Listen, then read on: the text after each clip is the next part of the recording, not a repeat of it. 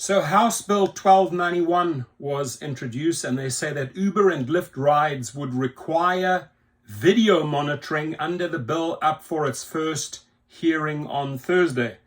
And video monitoring means every trip, every ride from beginning to end. Not sure how that's going to play out. Not sure about the logistics. I mean, if you have to find a way of recording every single trip, how much time that's going to take up, who's going to pay for the cameras, etc. So let's dive right in. This is April the 3rd. House Bill 1291 passed its first hearing on a bipartisan 11-2 vote. Drivers for companies like Uber and Lyft would be required to continuously record video and audio throughout every ride under a passenger safety bill that gets its first hearing at the state capitol on Thursday. The requirement is one of several proposed changes to the Transportation Company Consumer Protection Act that will be proposed at the public hearing. Sponsors say the hope is that the recordings will help rideshare companies verify drivers' identities while they are working and provide evidence to investigate passenger complaints. Oh, okay. So this once again is a one-sided affair. We got to do all the work. We got to record the trip. Why? Because God forbid there is any evidence against us. When a passenger makes an allegation, investigation can take place because we had to record the entire trip. People get into an Uber or Lyft and they think they're going to be safe, and they expect that these companies have vetted the drivers. Where's the talk of vetting the riders? I can assure you, the statistics, 10 times more assaults and problems from riders to drivers. No, but we have to investigate, and we have to build in all these protections for the passengers, because the drivers are the bad boys and the bad girls, right? People get into an Uber and Lyft and they think that they're going to be safe, and they expect that these companies have vetted the drivers. And the reality is they don't do a very good job of vetting the drivers. Let me rather replace that with, and who wrote this piece here? Who wrote this? Benke Birkeland. This is a lady that wrote it. I would ask you to rewrite your article, right? Because you got to keep it fair here. And the punchline should be, and the reality is they don't do a very good job of vetting the drivers and the riders. So Mrs. Birkeland, with all due respect, you need to go back to the drawing board and bring out a better article, because the statistics of things happening way higher from drunk passengers who try their shenanigans and bullshit on drivers. Fact. And another fact is that those people are not vetted. The verification means nothing, because they don't have to they don't have to force themselves to get verified. They don't have to participate in that verification process, whereby drivers who get on the platform have no chance. They automatically are checked by a full background check. The bill requires rideshare companies to pay for and install the recording systems. Aha. So the bill would require the rideshare companies to pay for and install the recording system.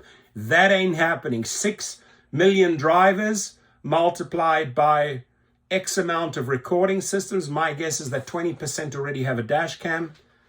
They will never, ever pay for that. It also bans drivers from offering their riders food or drinks. I mean, I'm okay with that, right? That's one less expense. So Wilford made some significant changes to the bill ahead of the first hearing, in part to strengthen it and in response to stakeholders. She said the original legislation would have let drivers or passengers opt out of the continuous recording, but supporters worry too many drivers would have chosen to leave their cameras off. I don't think we're against that. I don't think we're against it. The question is, who's going to pay for that, right? You can't force the driver to pay for that. I think if people know that there's live audio and there's video as well, then they're going to make better choices about how they act and the things that they say. I think that would actually be in the driver's favor and eliminate a lot of the bullshit from the riders. And I think that creates a safer environment for everyone.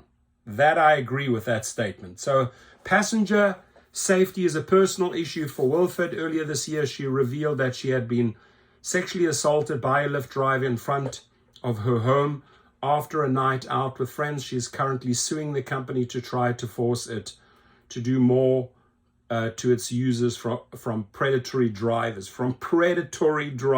Oh my God. It's unfortunate what happened to me happened, and it's something I have to live with.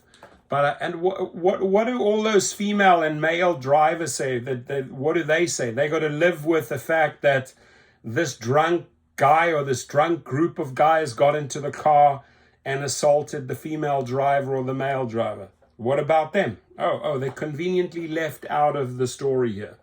But I also think I'm able to use the pain I'm going through to make sure other people don't have to go through this, that it's a win for everybody. Wilford said the man who assaulted her was using a driver profile registered under a different name and that Lyft's current safety protocols were inadequate to catch the deception. That is true. The man hasn't been arrested, and Wilford's case is part of the sexual assault evidence testing backlog at the state lab. Wilford told CPR News that she did have to remove one key provision from the passenger safety bill because of budget issues. Originally, she wanted drivers to undergo fingerprint-based background checks, which she said are more thorough and harder to evade. How about those riders undergo a finger and background check, huh? What about them? But she said the money the state would collect to process those checks would count against Colorado's constitutional limit on budget growth, which puts pressure on our general fund and how much we're able to retain via the state budget. And so unfortunately, we had to take that piece out because it's going to tremendously impact the budget. Oh, yeah, they don't want to pay for that.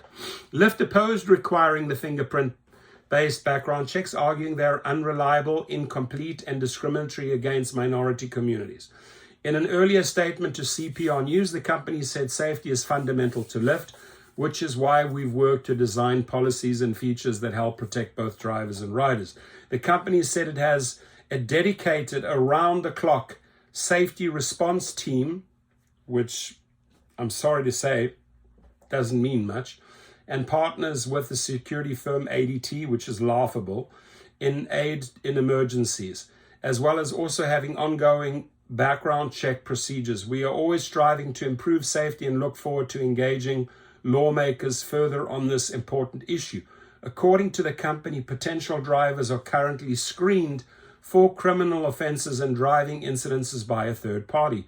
Lobbying disclosures show that Uber opposes the bill, as do the ACLU of Colorado and the Colorado Competitive Council of Business Group. Supporters include the AARP and the Colorado Women's Bar Association. If her bill passes, Wilford said it would be the most stringent of its kind in the nation, although elements of it have been implemented in other areas. So it looks like this is for Colorado, not for the entire country. That's sort of only explained in the very last part of the article, that this is a bill that is brought for Colorado. Your comments, please, my friends. Thank you.